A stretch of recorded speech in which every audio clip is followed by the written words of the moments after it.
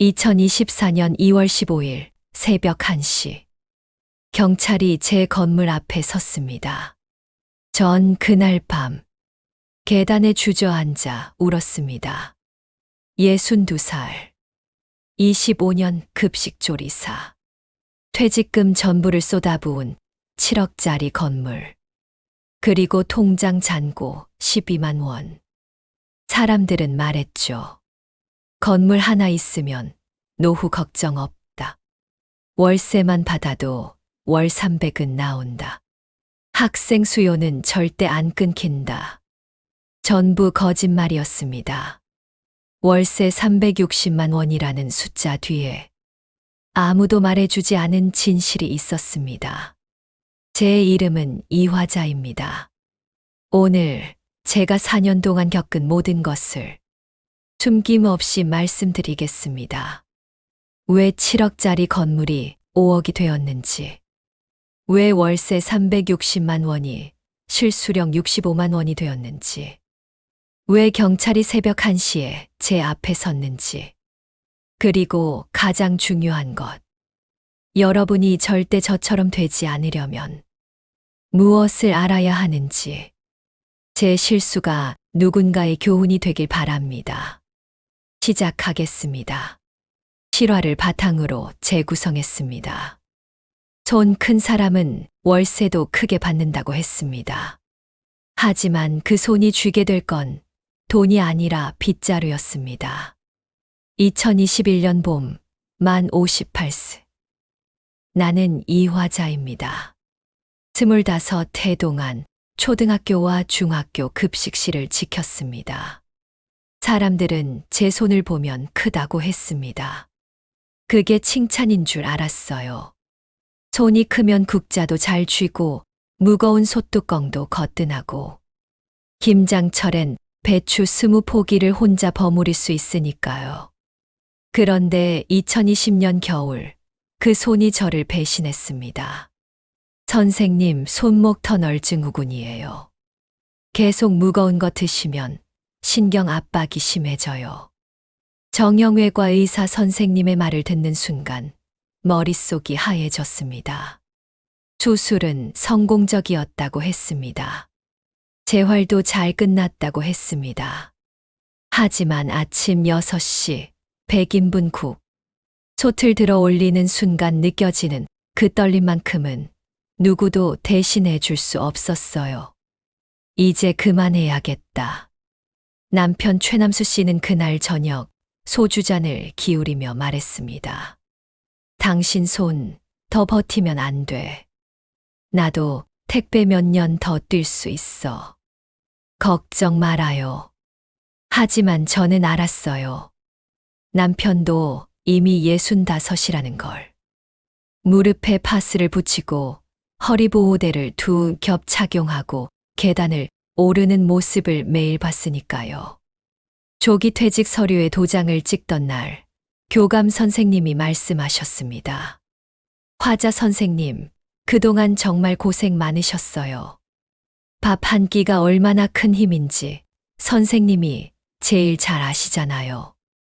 네, 저는 알았습니다. 밥때를 놓치면 아이들은 쓰러진다는 걸. 오전 11시 40분 배식구 앞에 줄을 선 아이가 오늘 짱맛이라고 웃으면 새벽 5시에 일어난 피로가 눈 녹듯 사라지는 것도 알았습니다. 그래서 더 서러웠어요. 제 손이 저를 밀어낸 것 같아서. 퇴직금 통장에 찍힌 숫자는 1억 8천만 원.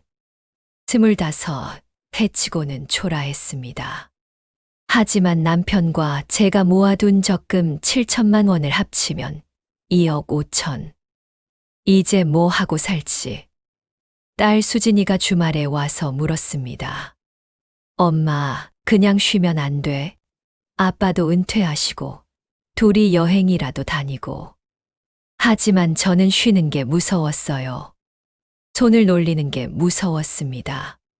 그 무렵 이상한 전화 한 통이 왔습니다. 화자 씨, 접니다. 기억하시죠? 예전에 3학년 5반 담임하던 초등학교 동료 선생님이셨습니다. 은퇴 후 부동산에 발을 들였다는 소문은 들었어요. 화자 씨, 좋은 건 알려드릴까 해서요. 요즘 건물주라고 하잖아요. 화자 씨 성격에 딱이에요. 손 큰 사람은 월세도 크게 받아야죠. 웃으며 건넨 그 말이 제 심장을 두드렸습니다. 이틀 뒤 저는 남편과 함께 차를 타고 한 대학가 골목으로 향했습니다. 낡은 3층짜리 다가구 주택. 방 10개, 원룸 10개. 건물주는 70대 부부였습니다. 할머니가 웃으며 말했어요. 아줌마, 여긴 말이죠. 등록금 내는 한 방은 돈 나무예요. 애들은 봄마다 오고 가을마다 채우고 20년 넘게 이렇게 살았어요. 우린 이제 시골 가려고요. 할아버지는 낡은 장부를 펼쳤습니다. 보세요. 이게 월세 장부. 방 하나에 35만 원씩 10개면 350. 관리비 따로 받으면 월 400도 가능해요. 400만 원. 그 숫자가 눈앞에서 빛났습니다. 남편이 조심스럽게 물었습니다. 그런데 왜 파시는 겁니까? 늙어서요. 이젠 계단도 힘들고 애들 민원 받는 것도 지쳐요. 하지만 젊은 사람이 하면 달라요. 아줌마 같은 분이 딱이죠. 부지런하시잖아요. 집으로 돌아오는 차 안. 남편은 핸들을 잡은 채 말이 없었습니다. 여보, 어때? 글쎄 7억이 넘는 돈인데. 퇴직금이랑 적금 합치면 2억 5천. 전세 끼고 대출 좀 받으면 될 것 같아. 그래도 남편의 목소리가 떨렸습니다. 하지만 저는 이미 마음을 정했어요. 그날 밤 저는 계산기를 두드렸습니다. 매매가 7억 2천만 원, 자기 자본 2억 5천만 원, 전세 보증금 2억 7천만 원, 소액 대출 2억 원, 월세 수입 360만 원, 대출이자 월 80만 원, 순수익 280만 원. 이 정도면 우리 둘이 먹고 살만하지 않아? 남편은 고개를 끄덕였지만 눈빛은 여전히 불안했습니다. 2021년 5월 14일. 계약서에 도장을 찍는 순간 제 손이 떨렸습니다. 손 큰 사람이라는 말이 자꾸 머릿속을 맴돌았어요. 화자 씨, 축하해요. 이제 건물주예요. 부동산 중개인이 환하게 웃었습니다. 하지만 그 순간 저는 몰랐습니다. 방 10개가 가져다 줄 건 월세 400만 원이 아니라 밤새 깨어있는 불안과 곰팡이 냄새와 빈 방 앞에 선 무력감이라는 것을. 그리고 이 봄이 얼마나 짧은 봄일지. 2021년 여름 잔금일 7월 2일 금요일. 은행 응접실은 에어컨이 3개 돌아가고 있었지만 제 이마엔 땀이 맺혔습니다. 이화자 고객님, 여기 서명하시고요. 여기도요. 은행원이 서류 5장을 차례로 밀었습니다. 대출약정서, 근저당권 설정 계약서, 금융거래 확인서. 남편이 옆에서 제 손을 꼭 잡았어요. 괜찮아. 우리가 잘할 거야. 하지만 남편의 손바닥도 축축하게 젖어 있었습니다. 건물 열쇠를 받던 순간은 이상하게도 기억이 흐릿합니다. 다만 이것만은 또렷해요. 열쇠고리에 달린 작은 플라스틱 택에 매직으로 101호 303호라고 삐뚤빼뚤하게 적혀 있던 글씨. 전 주인 할머니가 건네며 말했습니다. 아줌마, 이 집은 말이죠. 손만 좀 보면 금방 돈 나와요. 우리 애들도 이걸로 대학 보냈어요. 아줌마도 딸 있다며 결혼자금 모으기 딱 좋아요. 할머니는 봉투 하나를 더 건넸습니다. 이건 장부. 월세 언제 들어오는지, 전세 계약은 언제 끝나는지 다 적혀 있어요. 꼼꼼히 보세요. 저는 고개를 숙여 인사했습니다. 감사합니다. 잘 지킬게요. 그날 오후 저는 남편과 함께 건물을 한 층씩 올라갔습니다. 1층. 101호 전세 보증금 9천만 원. 2년 계약. 102호 월세 35만 원. 대학생 남학생. 103호 월세 35만 원. 대학생 여학생. 2층. 201호 전세 보증금 9천만 원. 202호 월세 35만 원. 203호 월세 35만 원. 3층. 301호 전세 보증금 9천만 원. 302호 월세 35만 원. 303호 월세 35만 원. 그리고 반지하 B101호 공실. B102호 공실. 여보, 반지하는 왜 비어 있어? 남편이 물었습니다. 저는 장부를 다시 펼쳤어요. 반지하 2칸은 작년부터 줄곧 비어 있다고 적혀 있었습니다. 할머니가 그러셨잖아. 반지하는 요즘 애들이 안 좋아한다고. 그럼 우리가 좀 손보면 되겠네. 도배나 장판 새로 하고. 남편은 낙관적이었습니다. 저도 그랬어요. 그때는 반지하로 내려가는 계단은 좁고 가팔랐습니다. 철컥 문을 여는 순간 눅눅한 공기가 얼굴을 덮쳤습니다. 냄새. 남편이 코를 막았어요. B101호. 벽지 아래쪽이 물결무늬처럼 번져 있었습니다. 곰팡이 냄새가 코를 찔렀어요. 창문을 열려고 했지만 창틀이 녹슬어서 꿈쩍도 하지 않았습니다.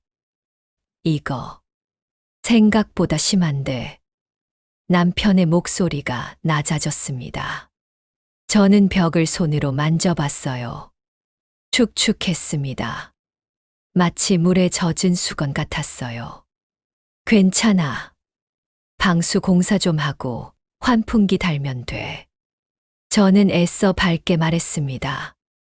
하지만 그 순간 제가 급식실에서 배운 한 가지가 떠올랐어요. 습기는 절대 혼자 오지 않는다.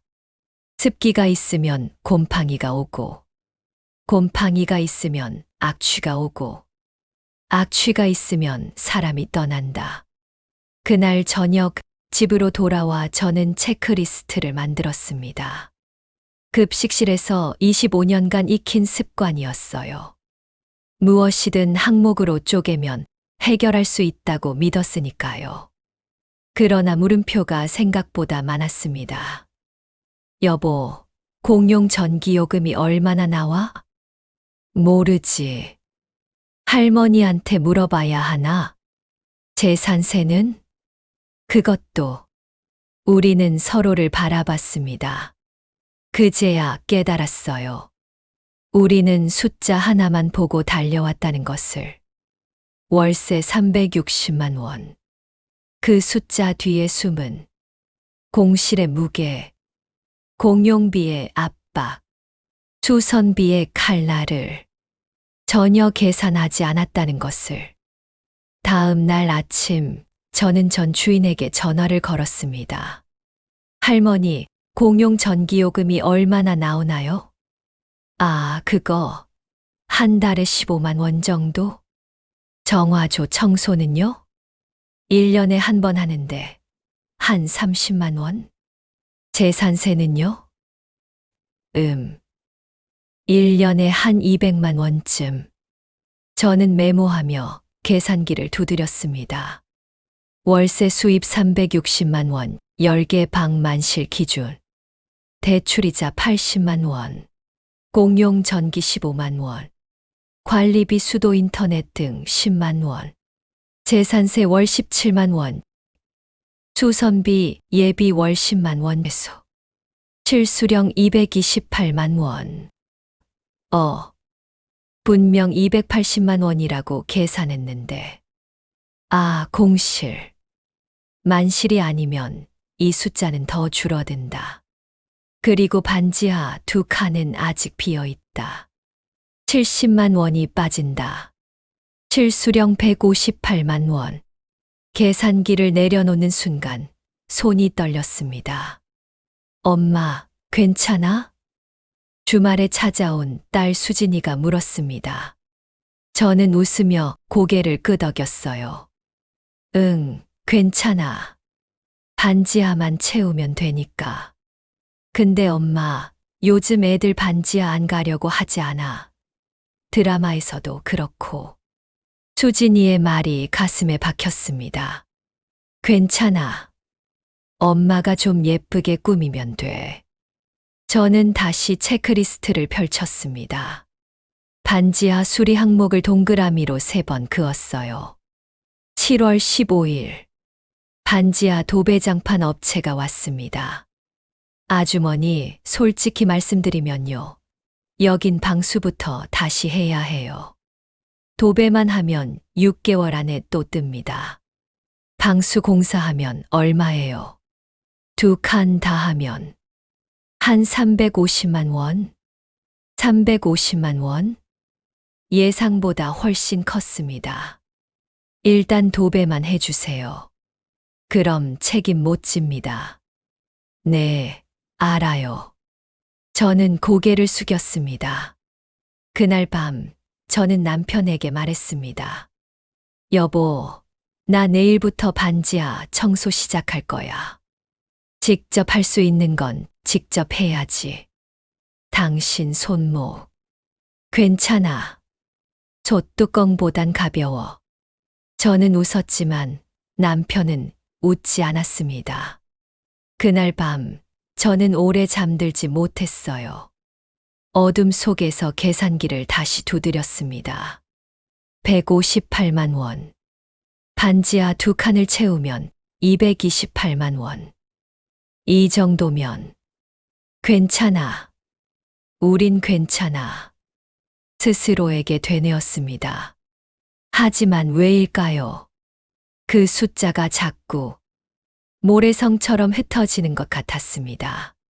7월의 마지막 날. 반지하 도배가 끝났습니다. 새 벽지에서 풀냄새가 났어요. 저는 빗자루를 들고 바닥을 쓸었습니다. 창문을 활짝 열고 제습제 3통을 구석에 놓았습니다. 이제 됐어. 이제 누가 오겠지. 하지만 그 순간 벽지 아래쪽에서 다시 천천히 물기가 스며 나오기 시작했습니다. 저는 그것을 보고도 못 본 척했습니다. 2021년 가을 개강 시즌 8월 마지막 주 휴대폰이 울렸습니다. 혹시 방 있나요?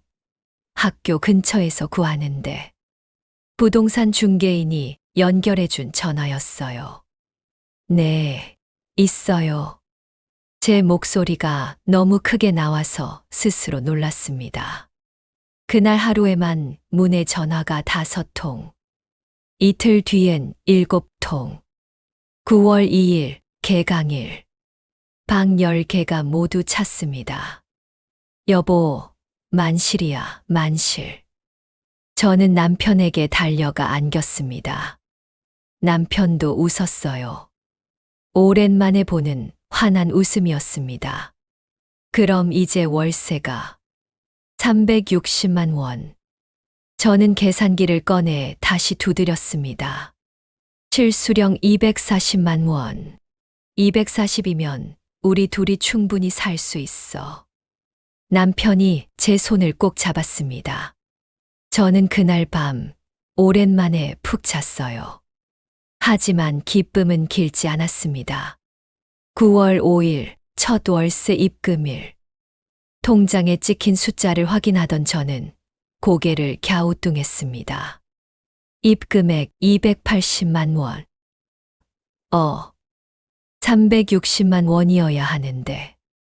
다시 장부를 펼쳤습니다. 102로 전세 월세 없음. 202로 전세 월세 없음. 302로 전세 월세 없음. 아, 전세 3칸은 월세가 없구나. 그럼 월세가 들어오는 건 7칸. 35만 원, 245만 원. 245만 원이어야 하는데 280만 원이 들어왔네? 아, 관리비. 입주자들이 관리비 5만 원씩 따로 입금했구나. 그럼 순수 월세는 245만 원. 실수령 245 마이너스 82자 마이너스 40 공용비 125만 원. 계산기를 내려놓는 순간 가슴이 철렁했습니다. 125만 원. 240만 원을 상상했는데 절반밖에 안 됩니다. 엄마, 이거 뭐예요? 며칠 뒤 202호 학생이 문을 두드렸습니다. 화장실 물이 안 내려가요. 저는 고무장갑을 끼고 올라갔습니다. 변기 뚫는 도구를 샀어요. 유튜브를 보며 배웠습니다. 죄송해요, 아줌마. 제가 뭘 잘못 버린 것 같아요. 괜찮아요. 이런 일도 있는 거지. 저는 웃으며 말했지만 무릎을 꿇고 변기를 뚫는 동안 급식실 국자를 쥐던 손이 떠올랐습니다. 9월 중순. 아줌마, 전구 나갔어요. 아줌마, 싱크대 배수구 막혔어요. 아줌마, 현관 도어락 비밀번호가 안 눌려요. 하루에도 몇 번씩 전화가 왔습니다. 저는 메모장에 적었어요.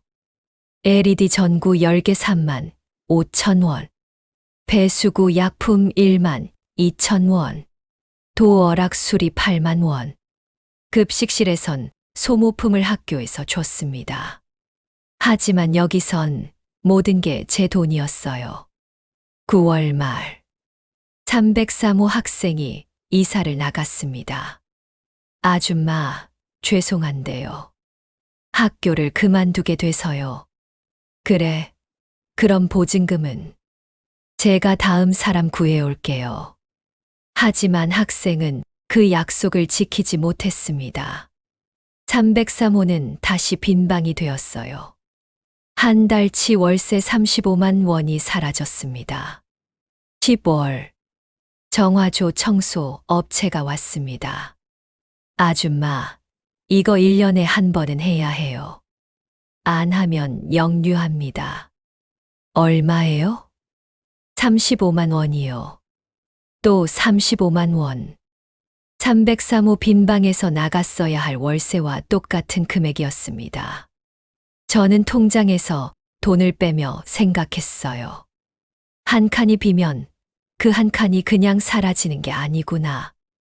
그 빈자리를 메우려고 다른 곳에서 돈이 빠져나가는구나. 10월 중순, 공용 전기요금 고지서가 날아왔습니다. 18만 원. 15만 원이라고 했는데 여름엔 에어컨을 틀어서 더 나온 거래요. 그럼 겨울엔 난방비로 더 나오겠네. 남편의 말에 저는 말이 없었습니다.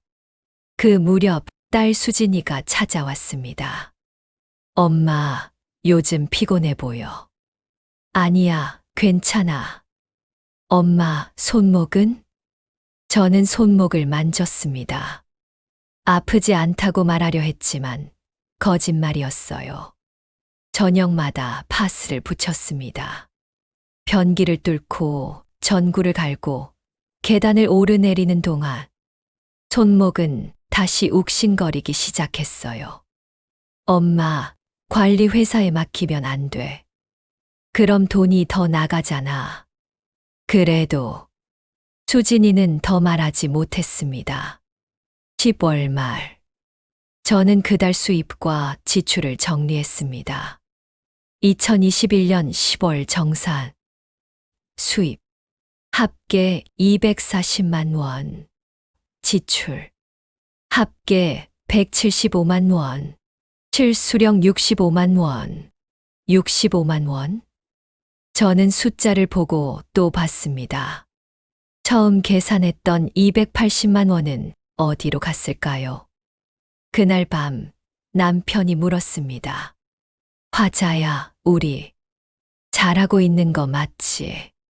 저는 대답하지 못했습니다. 남편은 여전히 매일 새벽 5시에 일어나 택배 상하차를 했어요. 저는 하루 종일 건물을 돌며 청소하고 수리하고 전화를 받았습니다. 급식실에서 일할 땐 오후 3시면 퇴근이었어요. 하지만 지금은 밤 11시에도 전화가 왔습니다. 아줌마, 302호 학생이 음악을 너무 크게 틀어요. 아줌마, 102호에서 담배 냄새 나요. 저는 계단을 오르며 생각했습니다. 나는 지금 건물주일까 아니면 관리인일까? 11월 첫째 주. 303호에 새 입주자가 들어왔습니다. 아줌마, 잘 부탁드려요. 젊은 남학생이었어요. 밝게 웃었습니다. 응, 편하게 지내. 저도 웃었습니다. 다시 만실. 방 10개가 다시 찼습니다. 그날 밤 저는 달력에 동그라미를 쳤어요. 만실 유지 14일. 두 번째 만실. 하지만 왜일까요? 이번엔 기쁘지 않았습니다. 오히려 두려웠어요. 이 만실이 얼마나 갈까? 다음엔 누가 나갈까? 다음엔 뭐가 고장날까? 11월 중순. 골목 서점 주인 아저씨가 말을 걸었습니다. 아줌마, 여기 새로 오셨죠? 네, 올해 여름에요. 힘들죠? 요즘 학생들 까다로워요. 우리 애들도 자취하는데 전화 하루에도 몇 번씩 한대요. 맞아요. 그래도 개강 때는 괜찮죠? 방학 때가 문제지. 방학이요. 애들 다 집 가잖아요. 방 비고. 서점 주인의 말이 귓가에 맴돌았습니다. 방학. 겨울방학, 여름방학. 그 기간엔 공실이.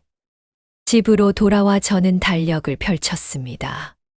12월 말부터 2월 말까지. 겨울방학 3개월.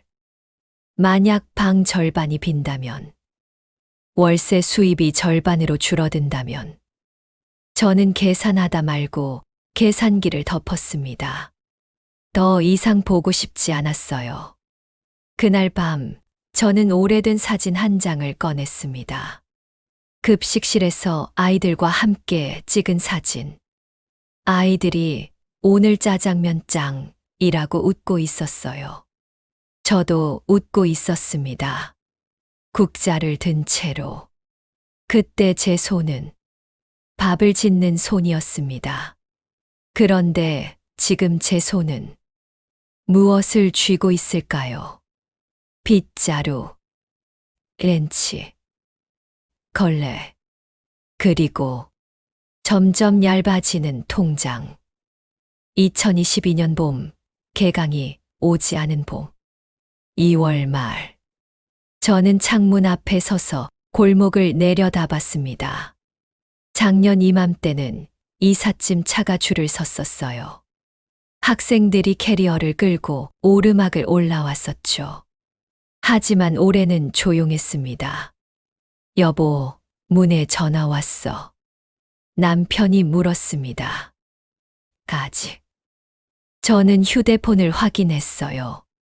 부동산 중개인한테 걸려온 전화도 없었습니다. 2월 28일. 개강 일주일 전. 빈방 4칸. 102호, 202호, 302호.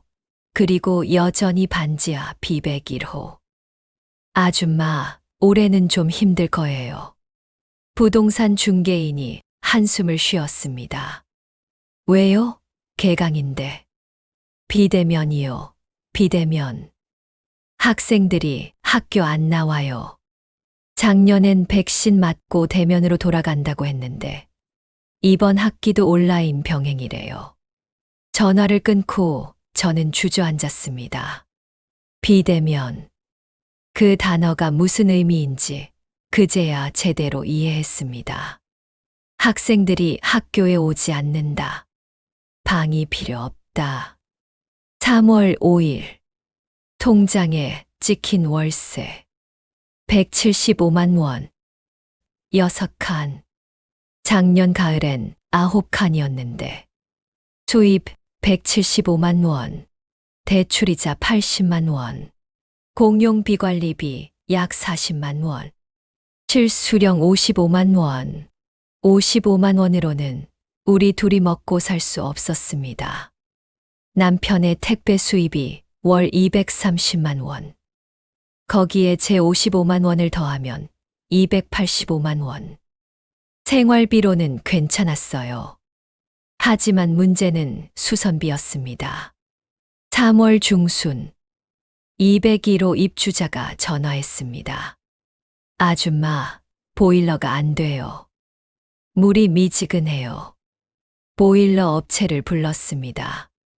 이거 수명 다 됐어요. 부품도 단종이고 새로 사셔야 해요. 얼마예요?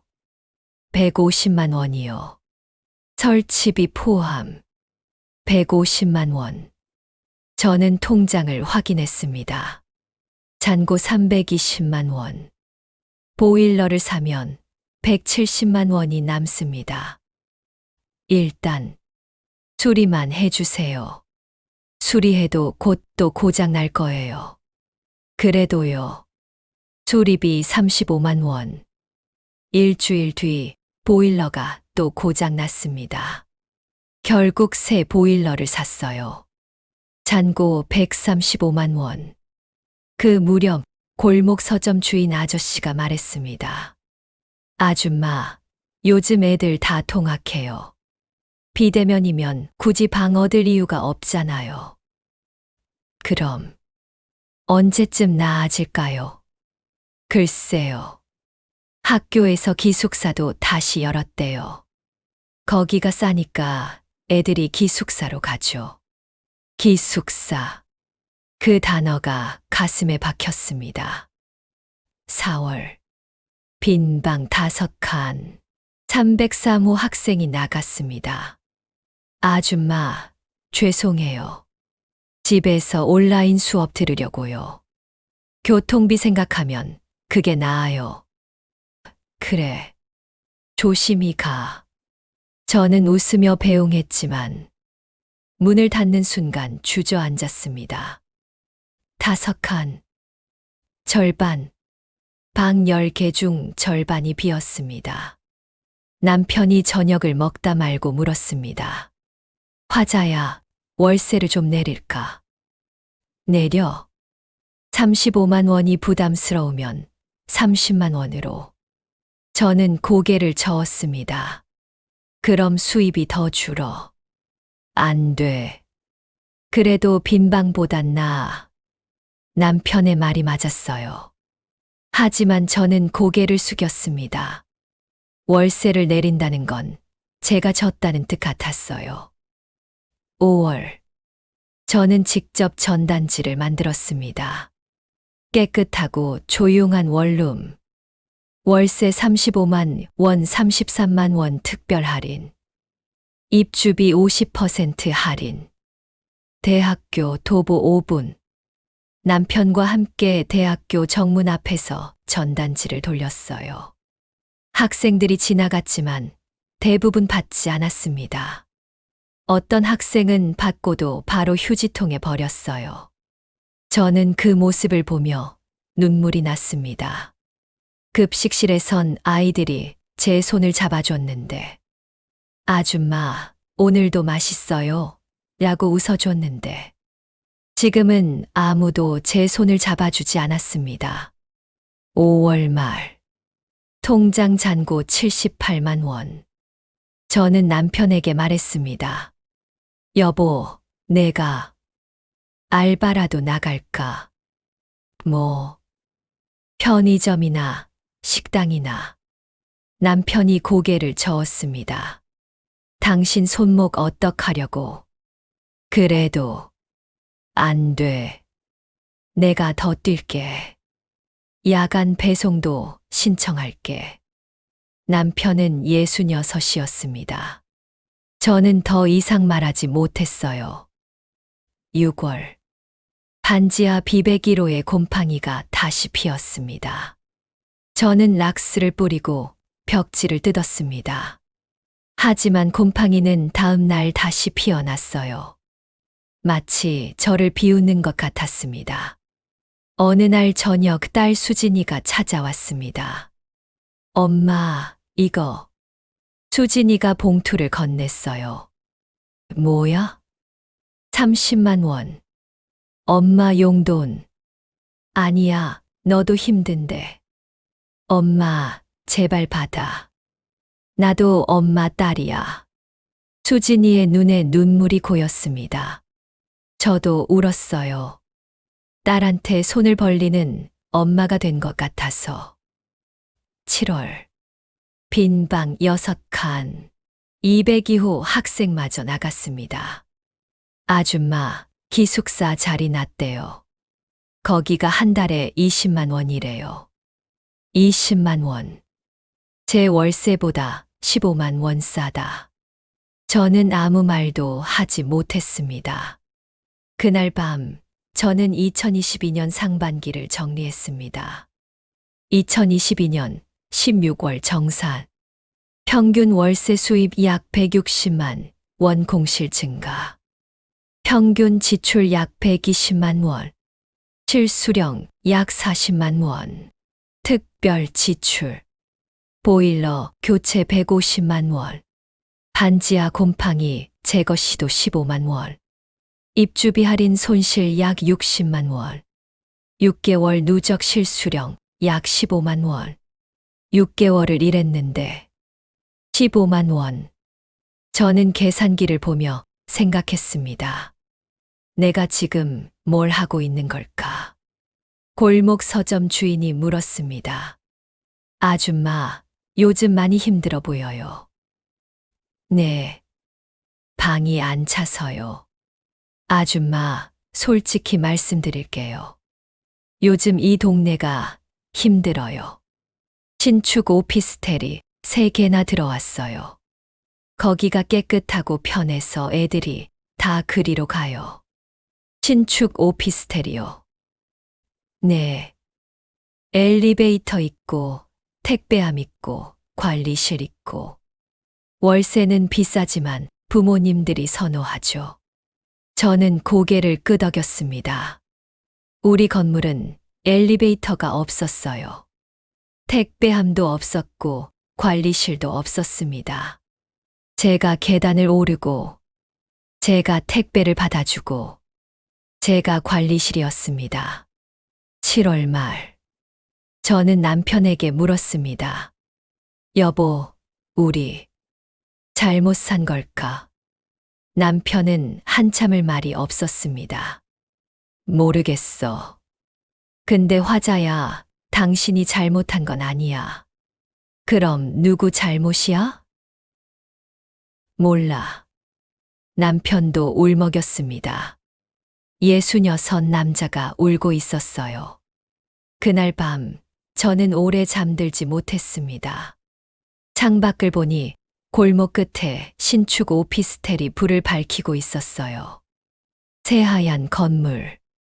우리 건물은 낡고 어두웠습니다.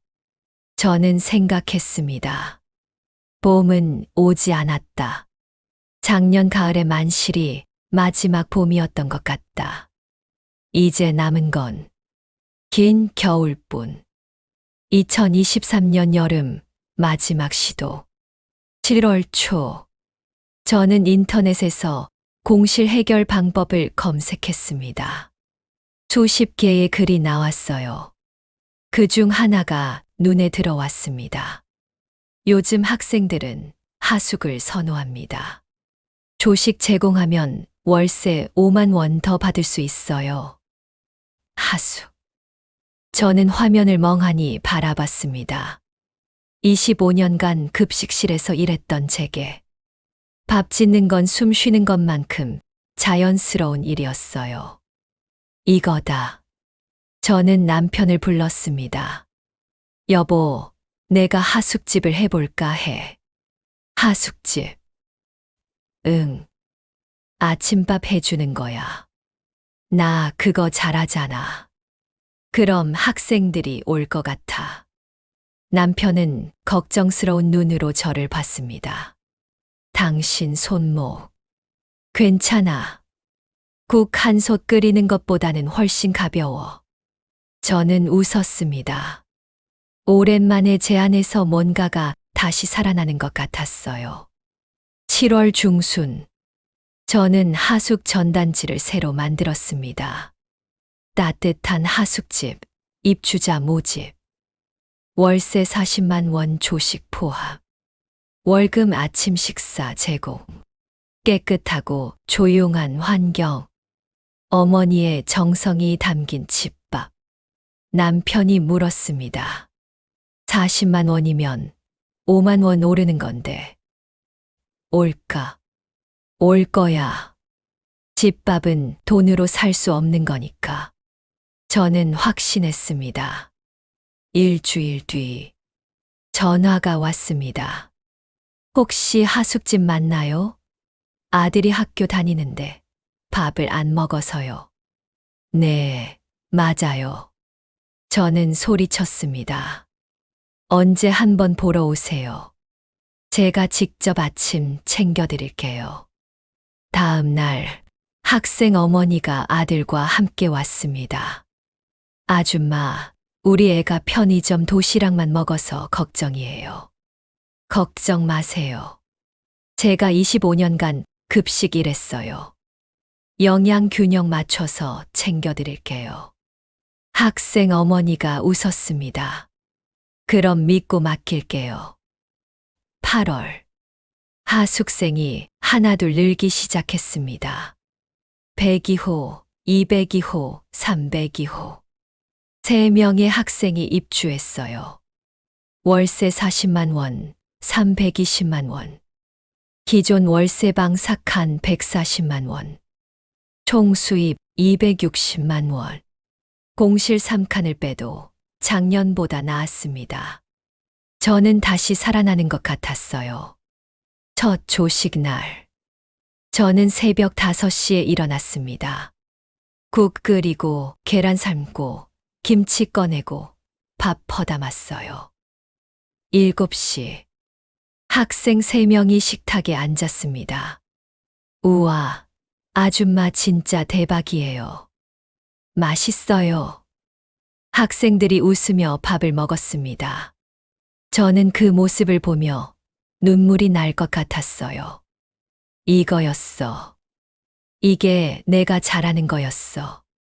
하지만 기쁨은 길지 않았습니다. 8월 말. 장을 보고 돌아온 저는 장바구니를 내려놓고 주저앉았습니다.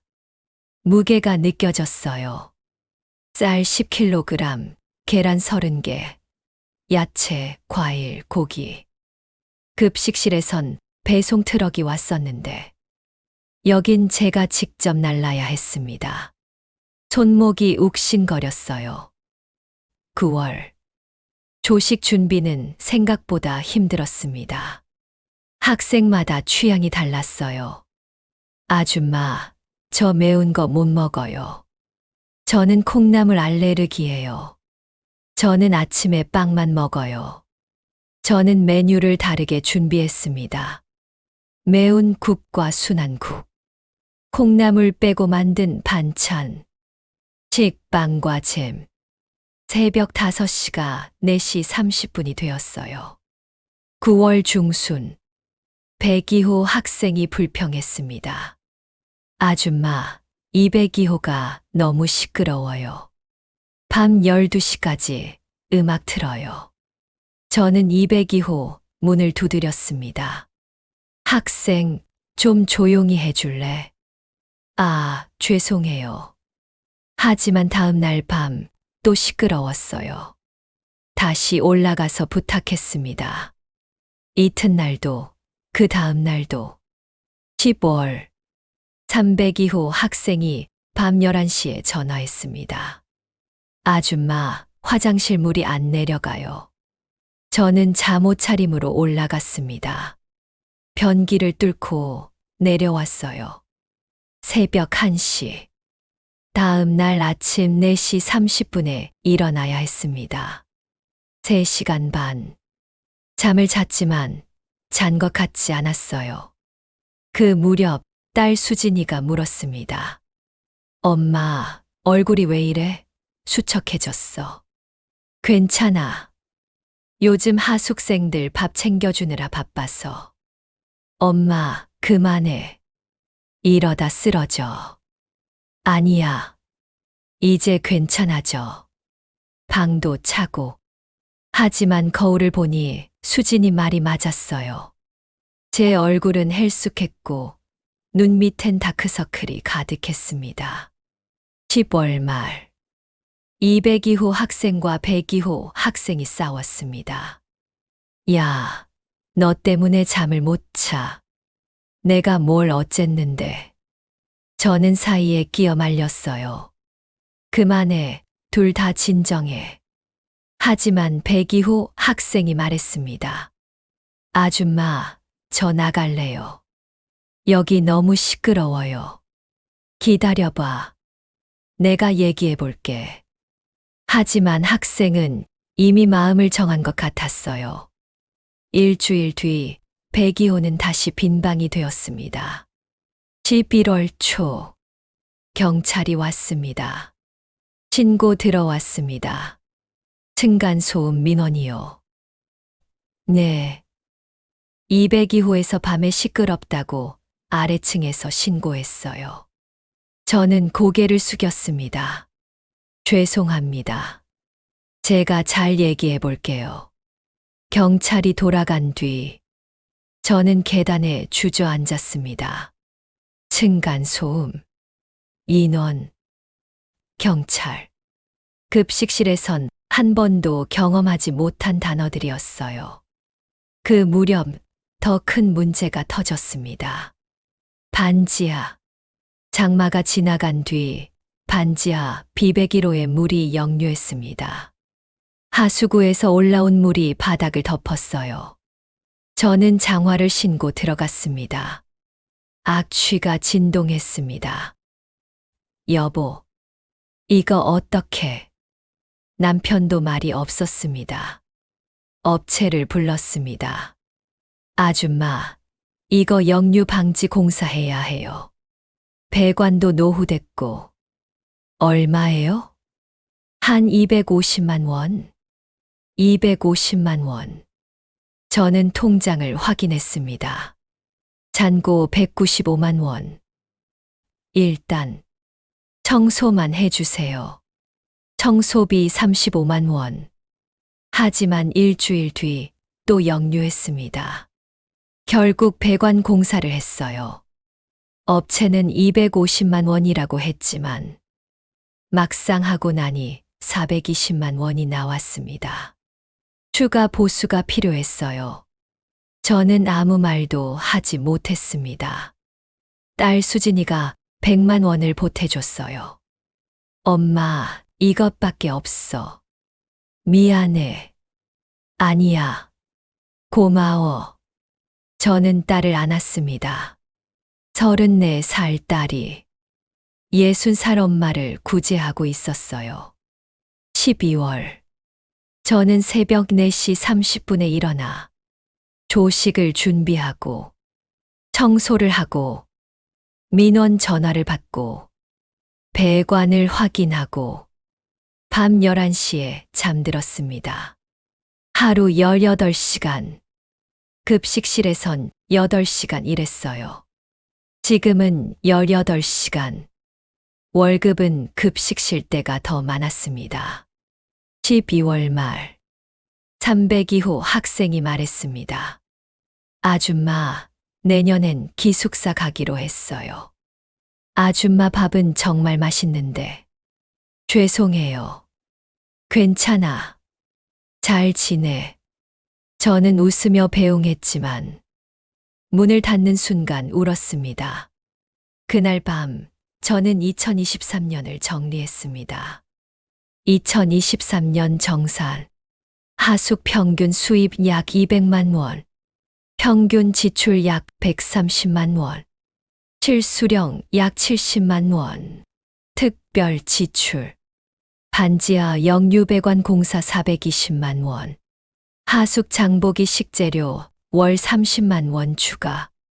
청소 소모품 월 15만 원 추가. 연간 실수령 약 마이너스 100만 원. 마이너스. 일을 했는데 돈이 나갔습니다. 남편이 물었습니다. 화자야, 우리 이거 그만할까? 저는 대답하지 못했습니다. 그만두면 뭘 하죠? 퇴직금 2억 5천만 원은 이미 건물에 묶여 있고, 대출 2억 원은 매달 이자를 갉아먹고 있는데, 조금만 더 해보자. 내년엔 나아질 거야. 저는 남편에게 말했습니다. 하지만 제 목소리는 떨리고 있었어요. 새벽 4시 30분. 저는 부엌에 섰습니다. 국을 끓이고 계란을 삶고 밥을 지었어요. 손목이 욱신거렸습니다. 하지만 멈출 수 없었어요. 멈추면 모든 게 무너질 것 같았으니까. 2024년 겨울 무너지는 성. 1월 초. 새해가 밝았지만 희망은 보이지 않았습니다. 통장 잔고 58만 원. 남편의 택배 수입과 제 하숙 수입을 합쳐도 매달 빠져나가는 돈을 감당할 수 없었어요. 1월 15일. 202호 학생이 전화했습니다. 아줌마, 방이 너무 추워요. 보일러 온도 올려주세요. 저는 보일러실로 내려갔습니다. 온도를 확인했어요. 이미 최대였습니다. 이상하네. 보일러를 만져봤어요. 미지근했습니다. 업체를 불렀습니다. 기사가 고개를 저었어요. 아줌마, 이거 20년 넘었어요. 이제 한계예요. 수리하면 안 돼요? 해봤자 또 고장나요. 부품도 없고. 새로 사셔야 해요. 한 대만 바꾸면 돼요. 아니요. 2대 다 비슷한 시기에 설치됐으니까 하나 바꾸면 다른 것도 곧 고장 날 거예요. 2대. 얼마예요? 한 대에 260만 원. 2대면 520만 원이요.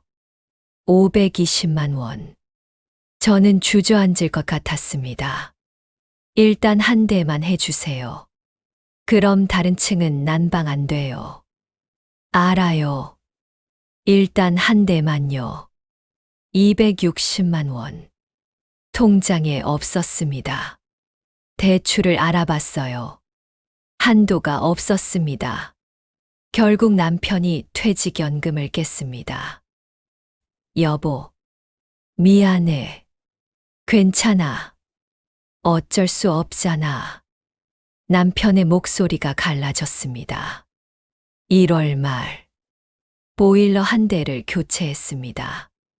1층과 2층은 따뜻해졌지만 3층은 여전히 추웠어요. 301호 전세 입주자가 항의했습니다. 이거 계약 위반이에요. 난방이 안 되잖아요. 죄송합니다. 다음 달에 교체할게요. 다음 달까지 기다리라고요? 지금 영하 10도인데? 저는 고개를 숙였습니다. 2월. 남편과 저는 적금을 모두 해지했습니다. 220만 원. 두 번째 보일러를 교체했어요. 통장 잔고 12만 원. 남편이 말없이 앉아 있었습니다. 저도 말이 없었어요. 우리는 그렇게 한참을 말없이 앉아 있었습니다. 2월 중순 203호에서 파티가 있었습니다. 학생 대여섯 명이 모였어요. 밤 10시 음악 소리가 들렸습니다. 11시 202호에서 전화가 왔습니다. 아줌마, 너무 시끄러워요. 저는 203호 문을 두드렸습니다. 학생들, 좀 조용히 해줄래? 아, 네, 죄송해요. 음악을 줄였습니다. 저는 내려왔어요. 30분 뒤, 다시 시끄러워졌습니다. 저는 또 올라갔습니다.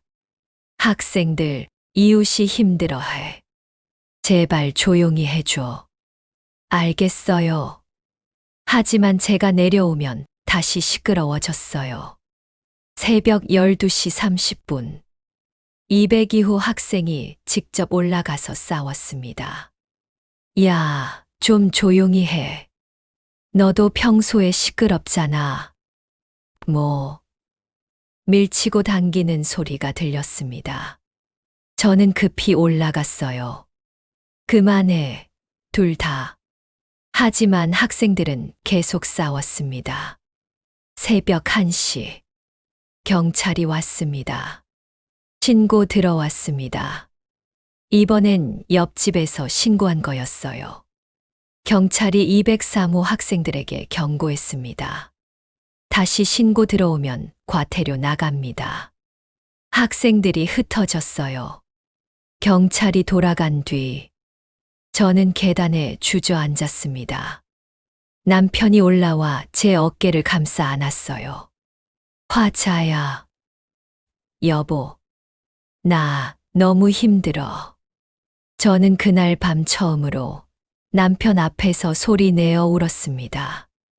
다음 날 아침, 203호 학생 한 명이 이사를 나갔습니다. 아줌마, 어젯밤 일로 부모님이 화내셔서 기숙사로 가래요. 그래, 조심히 가. 저는 웃으려 했지만 웃어지지 않았어요. 2월 말, 딸 수진이가 남편을 데리고 어디론가 갔습니다.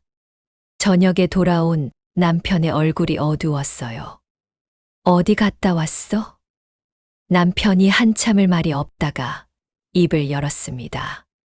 수진이가 나를 병원에 데려갔어. 왜? 어디 아파? 무릎. 인대가 많이 상했대. 의사가 그러는데 택배 일 계속하면 안 된대. 제 손이 떨렸습니다. 그럼 당분간 쉬어야 한대. 남편이 고개를 숙였습니다. 68 남자가 자기 몸을 쓸모없다는 듯 바라보고 있었어요. 3월. 남편은 택배 일을 그만뒀습니다. 월 수입 하숙 수입 약 170만 원 공실 3칸. 월 지출 대출이자 80만 원, 공용비 관리비 50만 원, 생활비 120만 원, 250만 원. 월 마이너스 80만 원. 매달 80만 원씩 적자. 저는 계산기를 보며 생각했습니다. 이제 끝이구나. 그 무렵 골목 서점 주인이 말했습니다. 아줌마, 요즘 이 동네 건물들 많이 나와요. 다들 힘들어요. 매물이 많아요? 네. 근데 안 팔려요.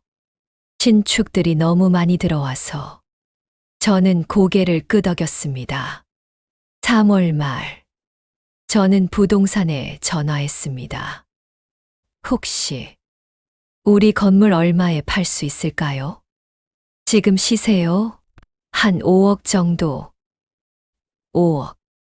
4년 전 7억 2천에 샀는데 그것도 급매면요. 천천히 팔려면 시간 좀 걸려요. 전화를 끊고 저는 계산했습니다. 5억에 팔면 대출 2억 갚고 전세 보증금 2억 7천 돌려주고 남는 돈 3천만 원. 4년 전 넣었던 자기 자본 2억 5천만 원이 3천만 원이 되었습니다. 2억 2천만 원 손실. 그날 밤 저는 남편에게 말했습니다. 여보, 우리 파는 게 나을 것 같아. 남편은 고개를 끄덕였습니다. 그래. 더 이상은 못하겠어. 우리는 그날 밤 서로를 꼭 안고 울었습니다. 4월 초, 저는 새벽 4시 30분에 마지막으로 일어났습니다. 국을 끓이고 계란을 삶고 밥을 지었어요.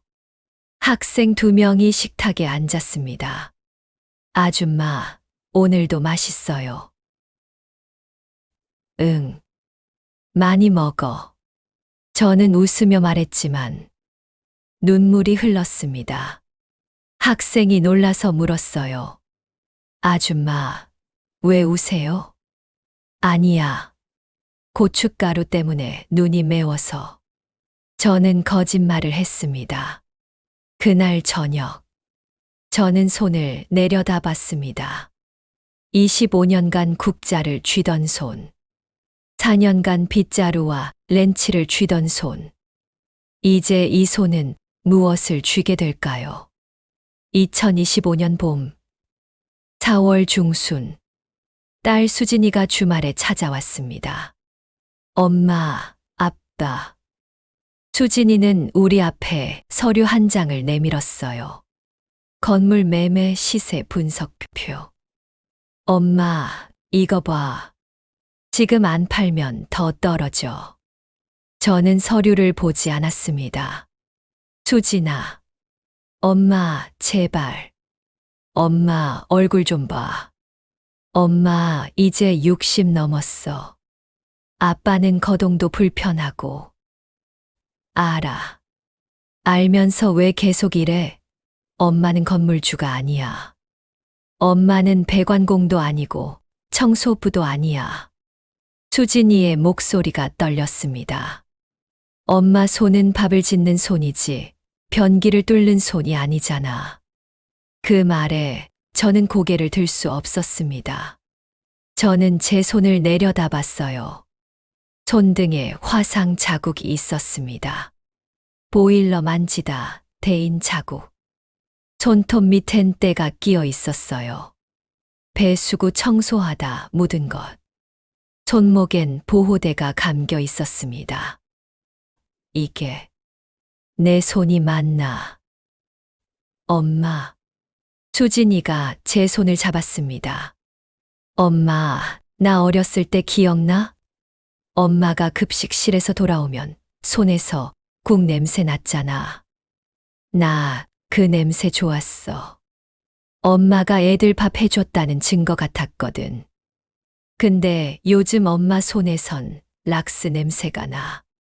하수구 냄새가 나. 나 그게 싫어. 수진이가 울었습니다. 34살 딸이 62 엄마 앞에서 울고 있었어요. 그날 밤 저는 남편과 마주 앉았습니다. 여보, 우리 정말 파는 거 맞지? 남편이 고개를 끄덕였습니다. 맞아. 이제 놓아야 해. 근데 2억이 넘게 날리는데. 화자야. 남편이 제 손을 잡았어요. 돈보다 당신이 더 중요해. 당신 쓰러지면 나는 어떡해? 저는 남편을 봤습니다. 남편의 머리는 하얗게 새어 있었고 눈가엔 주름이 깊게 파여 있었어요. 우리 언제 이렇게 늙었을까? 4월 말. 저는 부동산에 전화했습니다. 건물 내놓을게요. 금매로요. 얼마에 하실 건데요? 5억 1천. 요즘 시세보다 높은데요. 그래도 금매면 올 사람 있을 거예요. 전세 입주자 있고 방도 몇 개 차 있으니까. 알겠습니다. 올려볼게요. 전화를 끊고 저는 창밖을 봤습니다. 골목에 학생들이 지나가고 있었어요. 4년 전 이 골목이 희망으로 보였는데 5월 초 매물이 올라간 지 일주일 만에 연락이 왔습니다. 손님 한 분이 보러 온대요. 다음 날 30대 후반 남자가 왔습니다. 건물 잘 관리하셨네요. 네. 학생 수요가 있는 곳이니까 괜찮을 것 같은데. 반지하는 좀 아쉽지만 남자는 방 하나하나를 돌아봤어요. 저는 그 뒤를 따라가며 생각했습니다.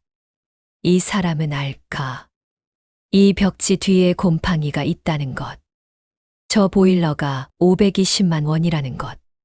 저 계단을 하루에 몇 번을 오르내려야 하는지. 5억에 할게요. 남자가 말했습니다. 5억 1천이요. 아니, 지금 시세가 5억인데 제가 봐드리는 거예요. 저는 입술을 깨물었습니다. 5억 1천 아니면 안 팔아요. 남자가 한숨을 쉬었어요. 알겠어요. 5억 1천. 계약서에 도장을 찍는 순간 손이 떨렸습니다. 4년 전 7억 2천에 샀던 이 건물을 5억 1천에 파는 순간이었어요. 손실 2억 1천만 원. 여기에 그동안 수리비, 관리비, 대출이자 실제론 2억 6천만 원 정도를 잃은 셈이었습니다. 부동산 중개인이 축하한다고 말했지만 저는 웃을 수 없었어요. 집으로 돌아오는 길. 남편이 물었습니다. 후회해? 모르겠어. 나도. 우리는 그렇게 말없이 걸었습니다. 5월 중순. 입주자들에게 통보했습니다. 건물이 매매됐어요. 새 주인한테 연락 올 거예요. 202호 학생이 물었습니다.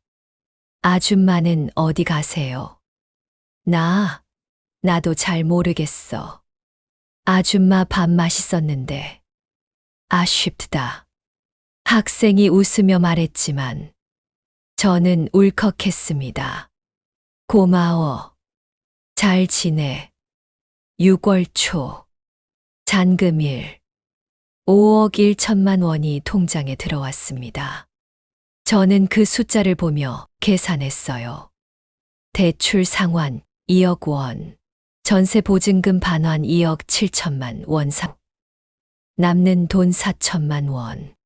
여기서 복비, 취득세 정산, 각종 수수료 빼면 실제 손에 쥔 돈 3,300만 원.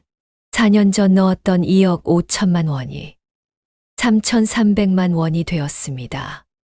그날 저녁 저는 통장을 남편에게 보여줬습니다. 여보, 이게 전부야. 남편은 한참을 통장을 보더니 고개를 끄덕였어요. 그래도 건강은 남았잖아. 건강. 저는 손목 보호대를 만졌습니다. 남편은 무릎 보호대를 차고 있었어요. 건강도 많이 잃었습니다. 6월 중순. 이삿날. 저는 짐을 쌌어요. 가져갈 게 별로 없었습니다. 옷가지 몇 개, 이불, 식기. 그리고 급식실에서 찍은 오래된 사진 한 장. 마지막으로 건물을 한 바퀴 돌았습니다. 1층, 2층, 3층. 그리고 반지하. 비배기로 문을 열었어요. 여전히 눅눅한 공기가 얼굴을 덮쳤습니다. 저는 그 방 한가운데 섰습니다. 미안해. 누구에게 하는 말인지 모르겠어요. 이 건물에게 아니면 나 자신에게. 골목 서점 주인이 배웅을 나왔습니다. 아줌마, 어디 가세요? 일단 월세 작은데 얻어서 가려고요. 힘드셨죠? 네. 아줌마 잘못 없어요. 요즘이 이래요. 서점 주인의 말이 위로가 될 줄 알았는데 더 슬펐습니다. 딸 수진이가 이사 짐차를 불러줬어요. 엄마, 우리 집에서 당분간 같이 살자. 아니야. 괜찮아. 우리끼리 살 거야. 엄마. 수진아, 엄마는 내 짐이 되고 싶지 않아. 저는 웃으며 말했지만 마음속으론 무너지고 있었어요. 짐차가 출발했습니다. 저는 백미러로 건물을 봤어요. 낡은 3층 건물. 방 10개. 그 안에 4년이 있었습니다. 새 집은 작았어요. 투룸 월세. 보증금 500만 원, 월세 55만 원. 남편과 저 둘이 살기엔 충분했습니다. 짐을 풀다가 저는 손을 멈췄어요. 부엌에 섰습니다. 작은 싱크대, 작은 가스레인지. 하지만 제 것이었어요. 더 이상 10개 방을 돌아다니지 않아도 되고, 새벽 4시 30분에 일어나지 않아도 되고, 보일러 고장 전화를 받지 않아도 됩니다. 그날 밤, 저는 오래간만에 푹 잤습니다. 꿈을 꿨어요. 급식실에서 국을 끓이는 꿈. 아이들이 줄을 서서 오늘도 맛있어요. 라고 웃는 꿈. 저도 웃고 있었습니다. 아침에 일어났을 때 시계는 8시를 가리키고 있었어요. 4년 만에 처음으로 새벽이 아닌 아침에 일어났습니다. 남편이 물었습니다. 화자야, 이제 뭐 할 거야? 저는 창밖을 봤어요. 모르겠어. 근데 여보. 응. 나 다시 밥 짓고 싶어. 2025년 여름, 만 62세. 6월 말. 저는 동네 시장을 걸었습니다. 채소 가게, 생선 가게, 정육점. 익숙한 냄새들이었어요. 25년간 급식 재료를 사러 다니던 곳. 4년간 하숙생 조식 재료를 사러 다니던 곳. 하지만 오늘은 달랐습니다. 저를 위해 장을 보는 것이었어요. 아줌마, 오랜만이네. 채소 가게 사장님이 반겼습니다. 네, 그동안 좀 바빴어요. 요즘 뭐 해? 아직. 생각 중이에요. 사실 저는 아무것도 하지 않고 있었습니다. 그냥 쉬고 있었어요. 4년 만에 처음으로. 7월. 딸 수진이가 전화했습니다. 엄마, 나 친구 한 명 소개해 줄게. 무슨 친구? 반찬 가게 하는 언니. 요즘 일손이 부족하대. 엄마 경력 얘기했더니 엄청 좋아해. 반찬 가게? 응. 일주일에 사흘만 나가면 돼. 시급제고. 부담 없어. 저는 잠시 생각했습니다. 한번 만나볼게. 7월 중순. 반찬 가게는 작았습니다. 평수로 치면 10평도 안 될 것 같았어요. 하지만 깨끗했고 따뜻했습니다. 안녕하세요. 이화자 씨죠? 사장님은 제 나이 또래 여자였어요. 네, 안녕하세요. 수진이한테 얘기 많이 들었어요. 급식실에서 25년 일하셨다며요. 네. 우와, 저희한테 딱이에요. 요즘 손님들이 맛없다고 그러거든요. 제가 요리를 좀 못해서. 사장님이 웃었습니다. 한번 해보실래요? 저는 작은 주방을 봤어요. 가스레인지 2구, 작은 냉장고, 조리대. 급식실에 비하면 장난감 같았습니다. 하지만 이상하게 마음이 편했어요. 해볼게요. 제가 말했습니다. 8월 첫째 주. 첫 출근. 저는 앞치마를 둘렀습니다. 4년 만에 다시 입는 앞치마였어요. 오늘은 멸치볶음이랑 콩자반 부탁드릴게요. 네. 저는 멸치를 손질하기 시작했습니다. 머리와 내장을 떼고 기름에 볶고 간장 양념을 넣었어요. 손이 저절로 움직였습니다. 25년의 기억이 손끝에 남아 있었어요. 우와, 이화자 씨, 이거 완전 맛있는데요. 사장님이 맛을 보고 감탄했습니다. 진짜 다르다. 역시 프로는 프로네요. 저는 쑥스럽게 웃었습니다. 괜찮네요. 괜찮은 정도가 아니에요. 이거 레시피 좀 알려주세요. 그날 오후 반찬이 다 팔렸습니다. 대박, 오늘 완판이에요. 사장님이 좋아했어요. 이화자 씨, 다음 주도 꼭 나와주세요. 네, 그럴게요. 저는 집으로 돌아왔습니다. 손에서 멸치 냄새가 났어요. 락스 냄새가 아니라, 국 냄새도 아니라, 멸치 냄새. 저는 손을 코에 대고 한참을 웃었습니다. 9월. 저는 일주일에 사흘 반찬 가게에 나갔습니다. 월급은 많지 않았어요. 한 달에 80만 원 정도. 하지만 저는 행복했습니다. 새벽 4시 30분에 일어나지 않아도 되고, 보일러 고장 전화를 받지 않아도 되고, 계단을 오르내리지 않아도 됐으니까요. 어느 날 손님 한 분이 말했습니다. 아줌마, 이 집 콩자반 진짜 맛있어요. 어디서 배우셨어요? 제가 올해 급식 일을 했거든요. 아, 그래서 맛이 다르구나. 진짜 집밥 같아요. 손님이 웃으며 나갔습니다. 저는 그 말이 좋았어요. 진짜 집밥 같다. 10월. 사장님이 제안했습니다. 이화자 씨, 우리 메뉴 좀 늘릴까요? 주먹밥이나 김밥 같은 거 어때요? 좋죠. 저는 주먹밥 메뉴를 만들었습니다. 참치 주먹밥, 김치 주먹밥, 계란 주먹밥. 손님들이 좋아했어요. 이거 점심 도시락으로 딱이다. 아이 학교 보낼 때 좋겠어요. 그날 저녁 딸 수진이가 전화했습니다. 엄마, 요즘 어때? 응, 좋아.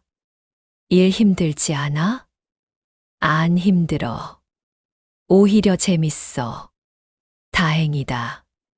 엄마 목소리 밝아졌어. 전화를 끊고 저는 거울을 봤어요. 정말 밝아진 것 같았습니다.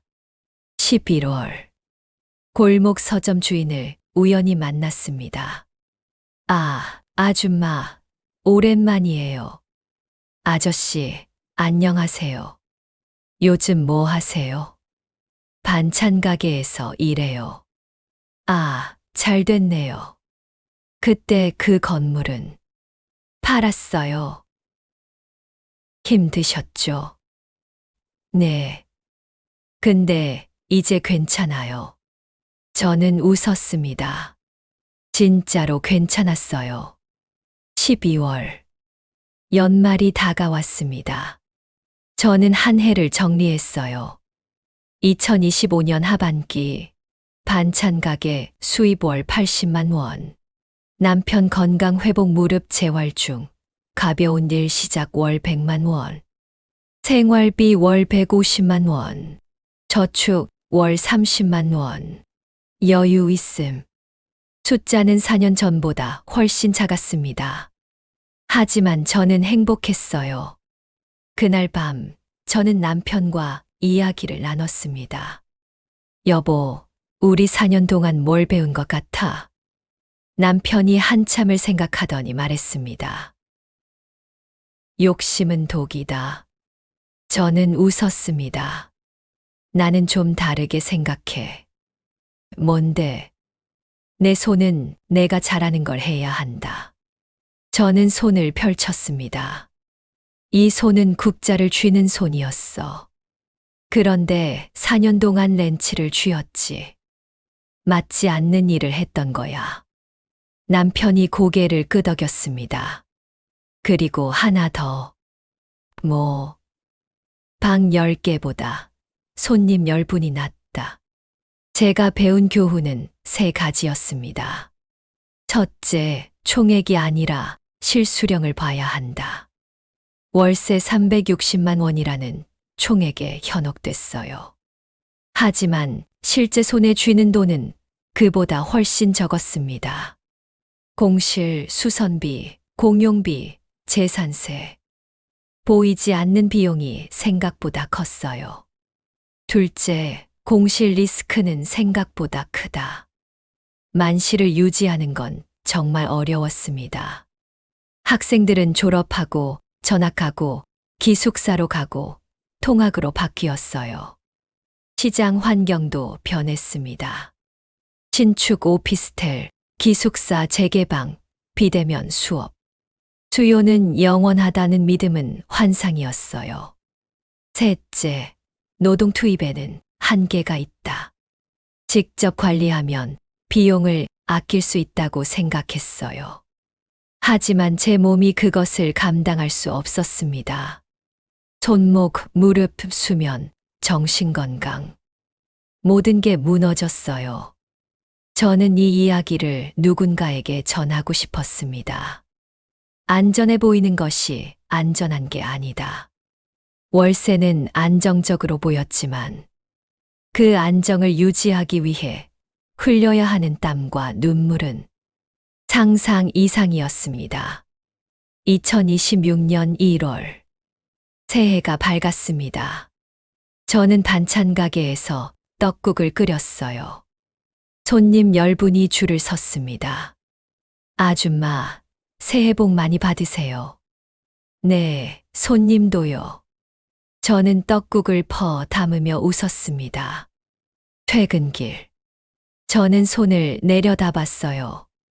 화상 자국은 희미해졌고, 손톱 밑대는 깨끗해졌고, 손목 보호대는 벗을 수 있게 됐습니다. 제 손이 돌아왔어요. 집에 돌아오니 남편이 저녁을 차려놓고 있었습니다. 당신이 항상 해줬으니까 오늘은 내가. 남편이 웃었습니다. 밥상은 소박했어요. 된장찌개, 계란말이, 김치. 하지만 따뜻했습니다. 저는 밥을 먹으며 생각했습니다. 내가 잃은 2억 6천만 원. 그 돈으로 뭘 할 수 있었을까?